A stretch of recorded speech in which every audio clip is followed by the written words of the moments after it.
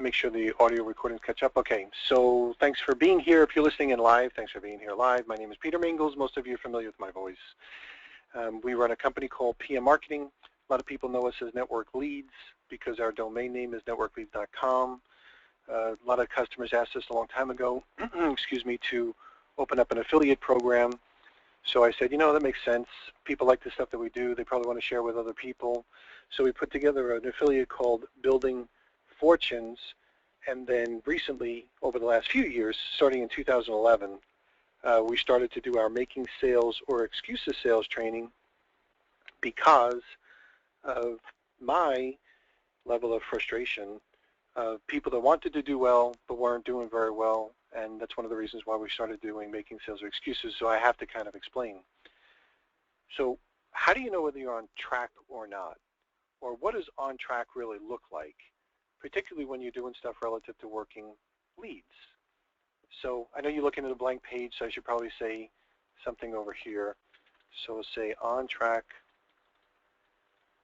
comma, how do you know?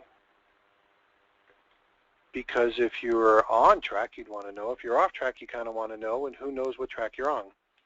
So let me share with you how, excuse me, I learned this from my direct sales background. So let me, if you will, explore a little bit about the experiences that I had relative to direct sales. So my background was in direct sales. A company called Electrolux had placed an ad in the newspaper, which is where most people went to look for work way back in 1984. So they'd open up the newspaper, they go to the classified section. I was a college graduate, so I figured why not just go straight for management? And I say this playfully, but I wasn't really sure what to look for. So I found an ad that looked somewhat appealing. It was management trainee. Now my major was biology and chemistry, so there weren't too many jobs that I was going to even think about because I didn't want to like play with test tubes or do research. I knew if I wanted to succeed in that, I'd probably have to go back to school, get my master's degree. So I really wasn't into doing that. So I looked under management trainee and I read an ad about a few things. One of them was sales. I'll never forget it. So there was a satellite sales job that I was interviewing for, and I lined up my interview, and it was in August. And then I signed up a second interview because you just don't want to just do one interview. Probably want to interview with a couple of different companies. The second one was with a management training program with a company called Electrolux. And then one of my first job interview, and oddly enough, and like anybody that ever knows me, I rarely ever get sick. Oddly enough, I was really sick. It was August. I don't know what happened. I got like a summer flu, I guess it was. I just felt like crap, excuse the language. I was sneezing all over myself. I was hot. I was doing the job interview. I bought a book about sales. I was reading something about satellites. I knew I was definitely not qualified for anything other than the interview, maybe, but I wasn't qualified to do any of those things. But I figured, let me go on the job interview anyway. I had printed up something that probably looked like a resume. I'd never made a resume before in my life because it was my first job interview out of school. And when I went in the middle of the interview, I was sneezing like crazy. I had to ask the gentleman for a tissue. And then I remember when it was, but somewhere in the middle of the interview, my mind wandered completely as I said to myself, where's my wallet? My wallet, I remember, because I hate walking around with stuff in my front pocket, my wallet I had placed on the hood of my car. So imagine this. I'm in New York. I put my wallet on the hood of my car. What do you think the possibilities are of that wallet still being there when I was finished with that interview? Finished with that interview, my whole life savings practically was in my wallet. So I said to the gentleman, I apologize. I've been sneezing all over your interview. I really have no idea what you're talking about. I haven't been paying attention because somewhere in the middle of this, I realized that my wallet is on my roof, and I've blown this so much, I just want to leave. And I said, thank you very much. Please forget who I am and that you've ever seen me, and never tell the story to anybody else on the planet. And I kind of rushed out of his office really quick, and he probably still shaking his head wondering about that goofy kid who did whatever he just did and probably says, you know, I've been through a lot, and I've never been through something like this before. The end of the story was I was able to dash out of that building, did see that my wallet was still miraculously on my roof of my car, and I was pissed at myself. So I was mad. So I went home because I had a little bit of time in between, and I was mad. So there was the football player in me who had just gotten his butt kicked, or felt like his butt kicked, and totally embarrassed. And then I said to myself, I'm going on this other job. I'm going to get this other job. I'm going to get this other job. I don't care. This guy doesn't even stand a chance. I'm going to get this other job. I'm going to get this other job. I'm going to get this other job. And when I went on the job interview, I was so blinded by my own passion to be able to get that other job, I walked straight past the vacuum cleaners, probably dismissing all the vacuum cleaners in front of me because Electrolux is a vacuum cleaner company, probably dismissing it, looking at it like, oh, they have a lot of vacuums here. They must have either a cleaning service that parked this product here or what. I don't even remember what it was because I had to walk past the vacuum cleaners into the office, the manager's office, where he eloquently did a fantastic opportunity presentation. One which kind of explained the opportunity, et cetera, et cetera, et cetera.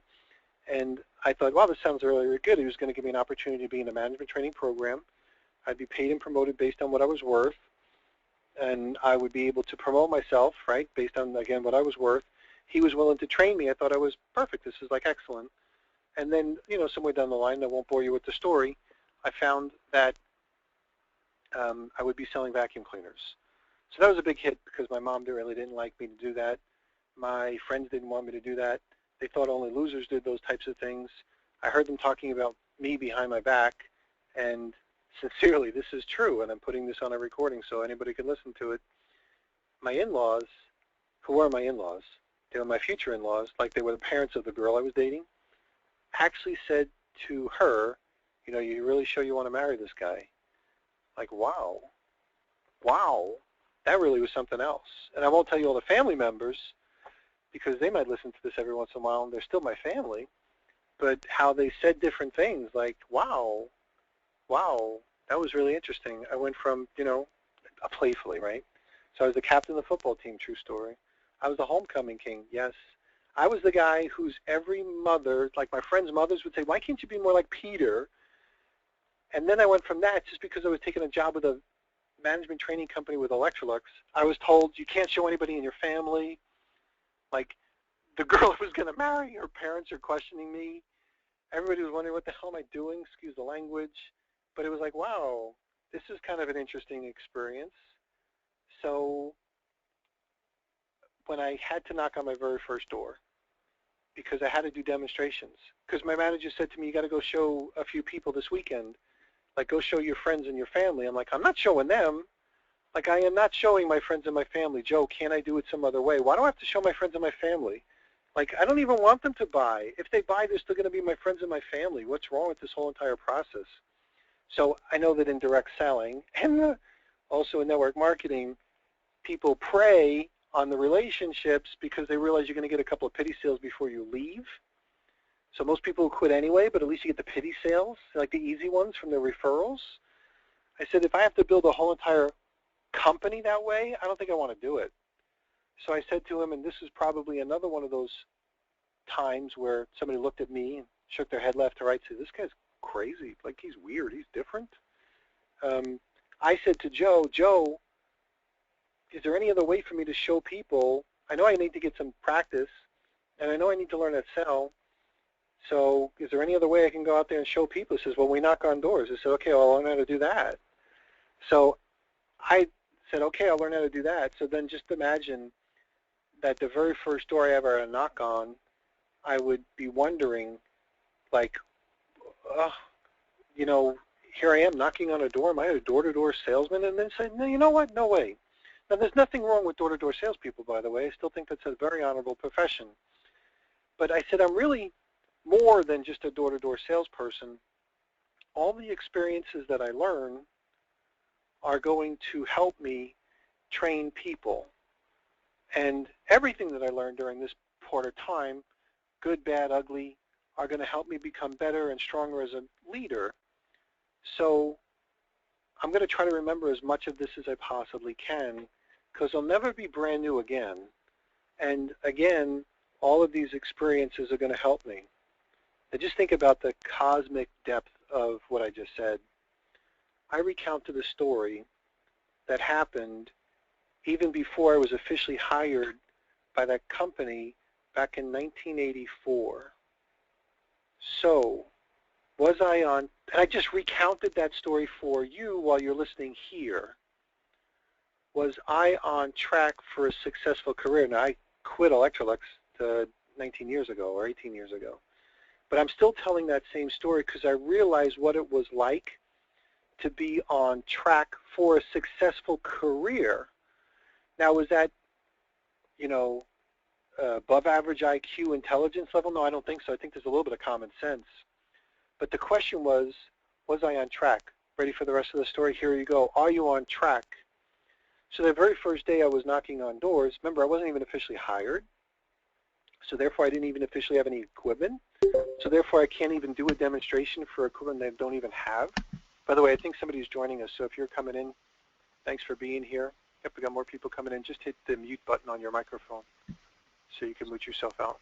So anybody coming in, just hit mute on your microphone. So anyway, so the scenario was, okay, so I don't even have any equipment. So I said to Joe, what do I do? And he says, well, why don't you go make some appointments? And I said, I guess I could do that. So what am I making appointments for? And I was making appointments for people to do a carpet shampooing. By the way, if you're listening in, I hear you pushing buttons. So I need you to do me a favor and push one more button, and that would be, and Chris, I'm just muting you out. So Chris, I just muted you out. So not that I don't want to hear what you want to say, but I just muted you out. So you don't have to worry about muting yourself out now. I just did it for you. So the question was I going to be on track? So the reason why I'm sharing you this story, how do you even know? How do you even know? So here's the rest of the story. I had seen Stacy. So Stacy, I am mentioning your name. So Stacy was my assistant manager, and Stacy was really cute. And she had a little ponytail, kind of, and she wagged it back and forth like a Girl Scout because she was cute like a Girl Scout, and she bounced around like a Girl Scout, and she was funny like a Girl Scout. And even today, she'd probably beat me up because I'm playing around with this, but she was really cute. So when I say really cute, like adorable cute, like how could you not like Stacy? She was smart. She had a deadly combination. Take smart and cute, and then deadly. And she was good. So she couldn't get in. She was my assistant manager taking me out on a field evaluation. She couldn't get in when we were knocking on doors. I didn't understand why, but I understand why now. It was a new experience for her. She was used to just Stacy showing up at the door. When Stacy shows up at the door, everybody answers. When Stacy and a guy show up at the door and she's not used to getting two people in the house, she didn't make the adjustment yet. She was brand new to being the assistant manager. So at that time, her first days walking around with me, whether it was either dumb luck or just the luck of the draw or nobody's home, whatever it was, we weren't very successful. So she was a little bit down. And she did what any other upline does when they're having one of those days. She ditched me. She said she had somewhere else to go. Whether she did or didn't, I'm not really sure, but she ditched me. She's like, you go back to the office. So out of frustration, she ditched me. And again, Stacy's probably ringing me on the other line if she can hear, saying, that's not exactly the way it worked, but let me just play with that example. I really do think so. It's what happened. She kind of ditched me. So when I went back to that office and I said, Joe, what do I do? He says, well, why don't you go try to make some appointments? And I said, I guess I could do that. Give me some canvassing cards. I'll write my name down. I'll use the approach that you guys told me to use. And lo and behold, I knocked on my very first door. And remember, that was when I had that aha moment of, oh, wait a minute, what am I doing here? Am I really just a salesman? Not to minimize that, but I'm a manager trainee. I'm learning all of these things. These are going to help me somewhere later on in the future. And I'm telling this story a long time later. Well, the very first door I knock on, I think, I can't remember because I didn't realize I'd be telling this story like forever, but maybe they weren't home. I don't remember. But I do remember, I think, the first person who answered the door gave me an appointment. So I said, I'm in a management training program. The company asked me to get some practice. I have to do some demonstrations. I've seen the equipment work. It really works good. And they told me I can shampoo a carpet for free. And I have to do at least 3 or 4 of these things a day to get your opinion of my management training program. And I don't know why they said yes. Maybe she liked me. Maybe she had a dirty carpet. Maybe she was sympathetic. Maybe she had a good day. I don't remember, but she said yes. So I said, oh, that was kind of cool. So I walked down the next block, right, and knocked on the next door, and I don't remember what it was, whether somebody was home or not. Remember, I didn't think I'd be telling this story 30 years ago, so I wasn't taking those kind of notes. But like the next guy told me, okay, and I'm like, wow. And then the next guy, I had to walk down a long driveway to a garage that had been converted into an apartment, and when I knocked on the door at the front of the house, or the front of the yard, no one was home. But he was sitting on a car down the long driveway, and he said something to me like, do you want to get high? And I said, I got to remember, I was a young guy at the time, and I'm like, excuse me? Did you just say, do I want to get high? So I was the one shaking my head in disbelief. And he said, yeah. I said, what are you here for? I said, well, I'm in a management training program and blah, blah, blah, blah, blah. And then I did my little spiel. I get credit, I have to do a demo, clean a carpet. And he says, well, how about you clean mine? And I'm saying to myself, well, why do I even want to clean your carpet? Like, you're asking me to get high, and you live in a garage? I don't even know if the carpet's tacked down. But I remember Joe saying, do a demo because, number one, you got to learn. So I said, okay, I'll do a demo. Okay. And then I knocked on the next door. So now I get like 3 appointments. I'm wondering, what am I doing wrong here? Because Stacy couldn't get anything. I got 3 in a row, and I don't get eyes, but you kind of get it. You know, like, wow, that's a weird one. All right, so that's probably a throwaway practice one. And then I knocked on the next guy's door, and he was mean. He was mean, like vicious mean. I can't even say this. I worked in this example in a very Italian-American area. So not that you want to replay all the tapes you've ever seen about The Sopranos, but pretty close.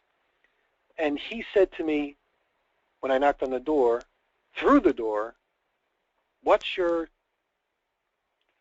for demonstration purposes only, I will not use the word, but problem. And I said, again, excuse me? Not in an arrogant way, just like, I'm not really sure if I just heard what you said, because maybe I wasn't really paying attention to hear that. And he repeated it with a little bit more emotion. I said, he said, what's your problem?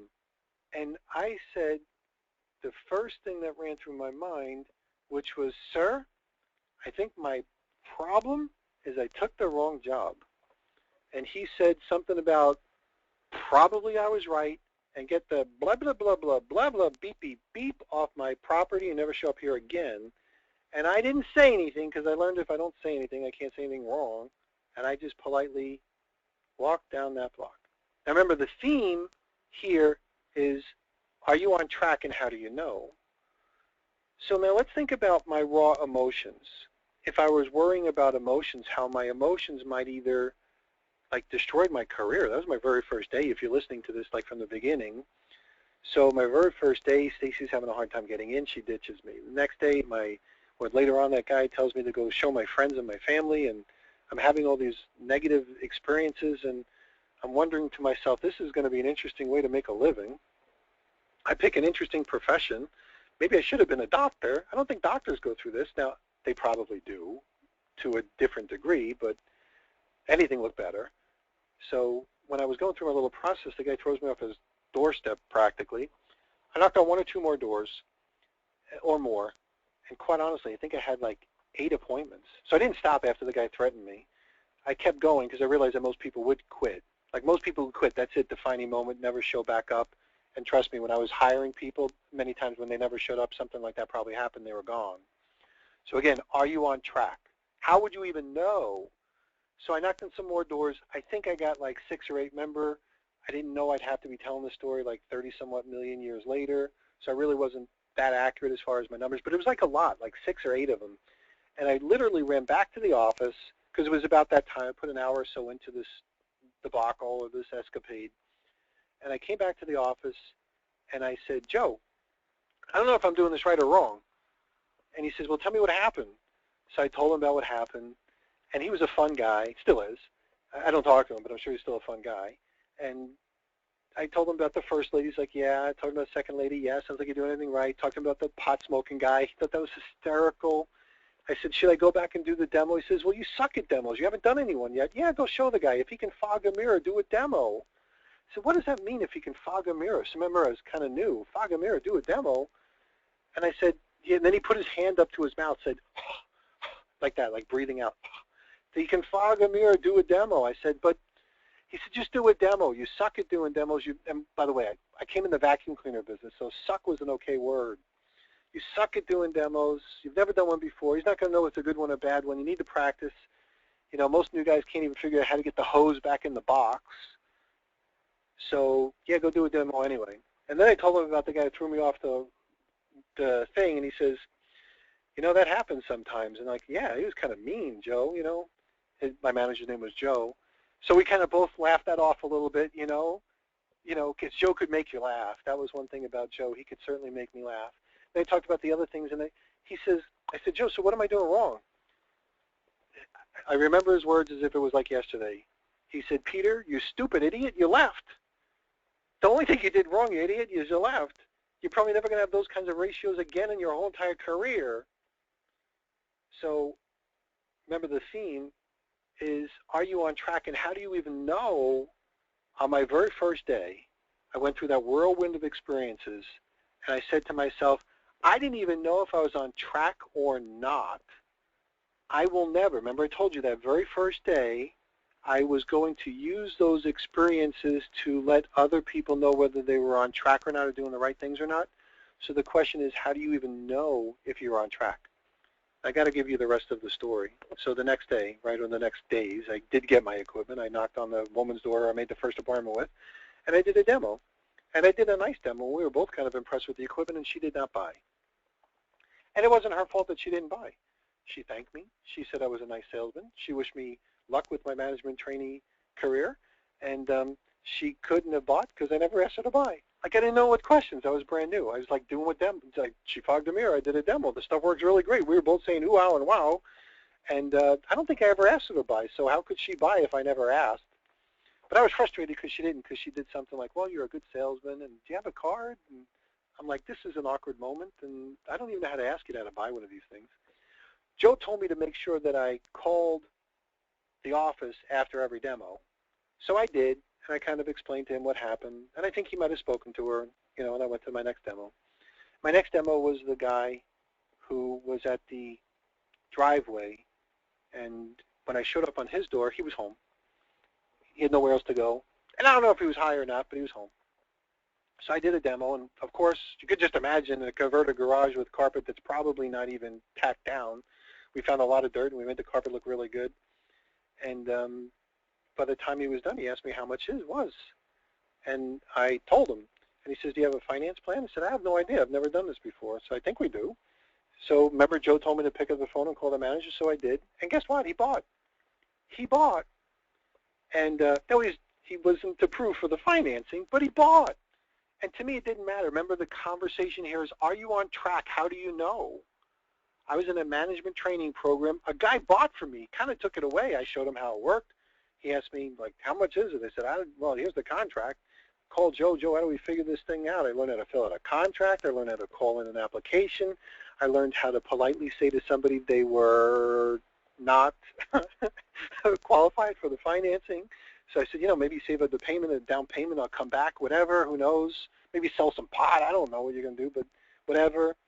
And then I did another. He says, well, since you're doing carpets, can you do one for my mom? Like the room, the parents were not home, and I did one anyway. But then the door knocked. So remember, are you on track or not? How do you even know? So when somebody knocked on the door of a stranger's house, right? So I answer the door of a stranger's house, and guess who it is? It's Mr. Chiaffi. Mr. Chiaffi was the guy who told me to get off his property in a very colorful way. And he said, are you the kid who knocked on my door? I'm like, yes, sir, but I'm not knocking on your door now. I heard what you said. He said, I want to see you when you're done. And I don't know if I whined, but I said, sure. Like, but I didn't knock on your door. So after I was done, probably sweating it out a little bit, I knock on Mr. Now, I didn't know his name was Mr. Chiaffi at this time. But I knock on Mr. Chiaffi's door. He said, come on in here, kid. So I'm like thinking to myself, am I going to get killed? So you remember, I'm a New York guy, a little bit on the street smart wise. So even though I was politely dressed, I knew I could run. You know, I was going to put myself in harm's way. I was going to be stupid. Like everybody else would have said, why would you even go back? Well, because he asked me to. And I didn't do anything wrong, and I probably could defend myself, and I didn't really do anything wrong. So it wasn't like I kicked his dog on the way out. So I showed up on his doorstep, and he says, come on in. I said, I came in, what are you here for, kid? And I said, sir, I took a management training position with a company called Electrolux. And he stopped me, and he says, yeah, what do they make? They make vacuum cleaners. Are they any good? Yeah. You should see what it did to the carpet inside the garage. And you're the neighbor's house, and this stuff works great. And he says, you know, my sister's downstairs, and she's a little bit on the handicapped, and she says that she's always wanted one of those. Give me a deal, I'll take two. Excuse, so you heard, you know, what am I going to say? Excuse me? Because I'm in disbelief. Again, excuse me, you'll take two? Yeah, but I don't pay retail. I said, I don't even know what that means. So what did I do? I followed the instructions of my branch manager. He said, call from every home. So I called, and Joe said, just be quiet. Write up 2 separate contracts, do 2 trade-ins. We'll give him $50 off. He's going to give you cash, and that's what happened. So are you on track, and how do you even know? Like, how do you even know? And the answer is, I don't think you really do. Like, I really can't figure this out, was my thought process. I just think I should do the work, because I looked at what I did. I did everything I was supposed to. I knocked on the doors. I tried to make the appointments. I tried to show people that would fog a mirror. I did it without prejudgment. I even did it at maybe risk to my own personal body. I did all the things that I was supposed to do, whether I liked it or not, whether I felt like it or not, and guess what? I made a sale that didn't get approved. Big deal, because you're going to have that sometimes. I made 2 sales that I didn't even know what I was doing, and I don't even think I had to take them out of the box. Now, I did have to show Mrs. Chiaffi how to use it. Never met the daughter downstairs, never met the sister, rather, downstairs, but I did meet Mrs. Chiaffi, who always would feed me when I was there, which was always kind of cool, and I shook my head most of the time saying, I don't know if I'm going to ever be able to figure this out. The people that are supposed to buy don't, those that aren't supposed to do, and I'm not smart enough to figure any of this stuff out, so am I on track?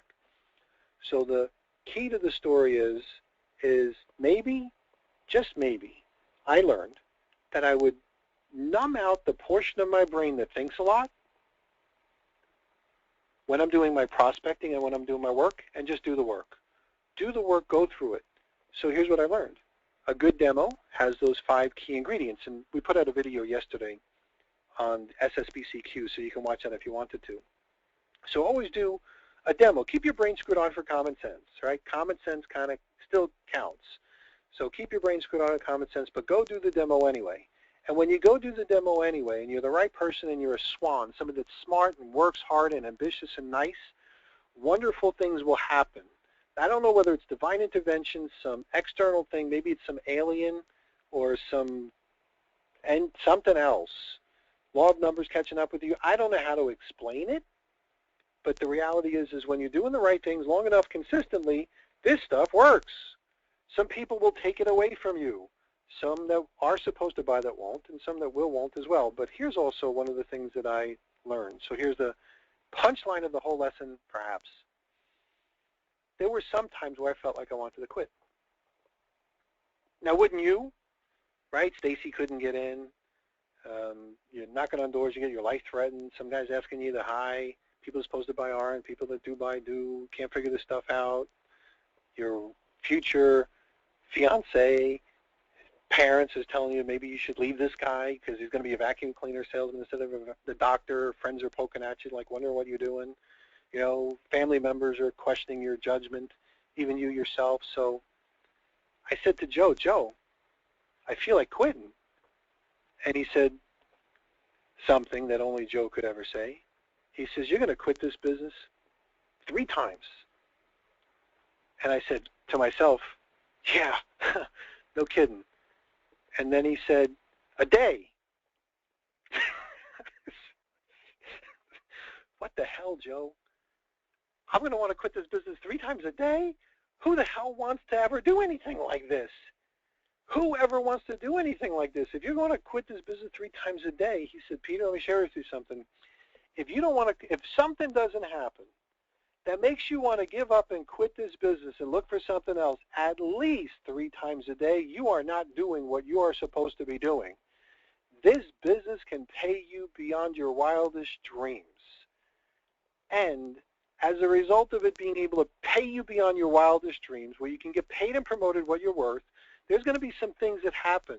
And those things that happen are the pre-screening devices that are put in place, because that's why most people quit.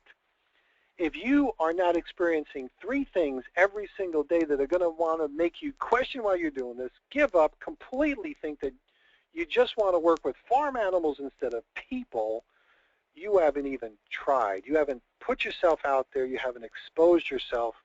Get better at what you do and understand that process. So I learned that, I think, during my first week, because I didn't quit after my first day, but I certainly wanted to quit soon after that, because there were lots of things that happened. You know, it was raining out, it was dark out, it was cold out. I did some demos. I got frustrated. Nobody was home. Couldn't do my 3 demos for the day. Did my 3 demos for the day. Just all the drama that usually happens when you're trying to effectively build a business, and especially when you're brand new at any age, right? Brand new at any age. So that was my thought process. How do you know you're on track? And I said, you know, if I ever survive this and become a manager, I am going to teach people this up front, because I can't tell you how many people quit too soon. How many people after Mr. Chiaffi would have left a long time ago? How many people after your assistant manager couldn't get you in, or you maybe had a bad day? How many people never showed back up? How many people stopped doing the phone calls, eventually quit? How many turned in their equipment?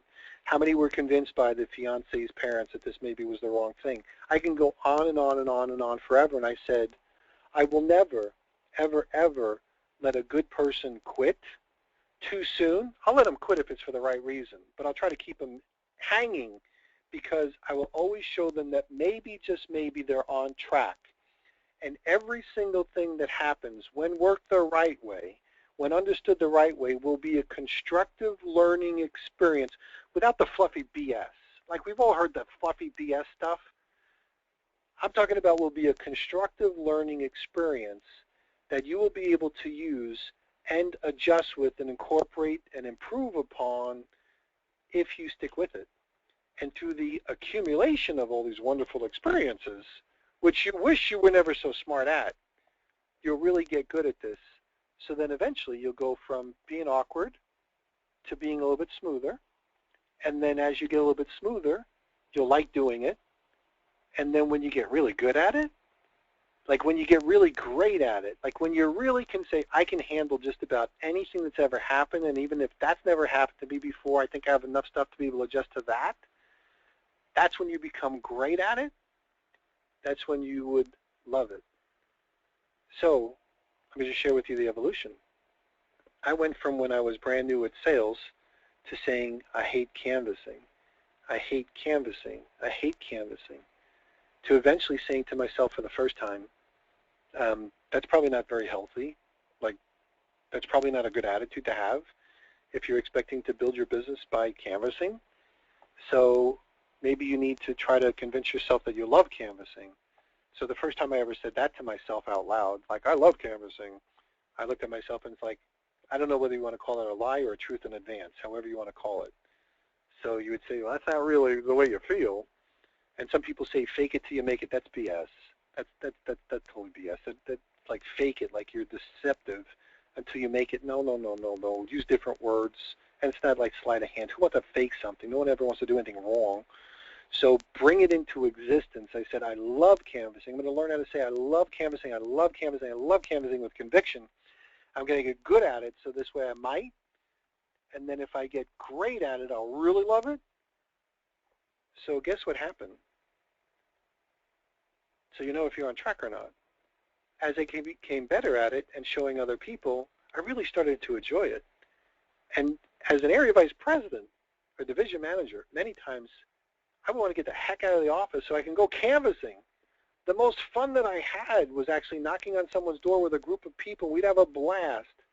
And I can't say that that was true on day one, but towards the end, probably the most fun you could have humanly possible without drugs, alcohol, and with all your clothes on would be to go knocking on doors canvassing with me. We would have a blast, and it wasn't all the time, but we would make sales, and we would do demos, and we would show you how to effectively build a business.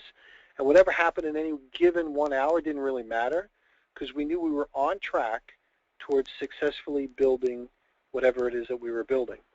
So the key here is just to understand, are you on track or not? And how do you manage the experiences that you're going through the right way? Because it's real easy. Most people manage them the wrong way because they were never taught really how to process that information. So that's my little lesson for the day on, are you on track and how do you know? And as I usually playfully say, lots of times during my career, I would say, well, I never really thought about that. And then Ronnie, my biggest mentor, said, you know what, Peter? There's a lot of things you really never thought about, which was a little bit of both a dig and also somewhat deep. So I'd say, you know, that's right. There's a lot of things I never really thought about. Like I have to dig a little bit deeper to kind of think about that because shallow thinking really wasn't working. Shallow thinking is where most people have. Surface level thinking is where most people live. So it's that inner thin crust that most people kind of dangle on. Deeper thoughts. Dig into it just a little bit. And then you can manage those things and then you can realize that you're really on track. Okay, so I am going to push a button and stop my little recording.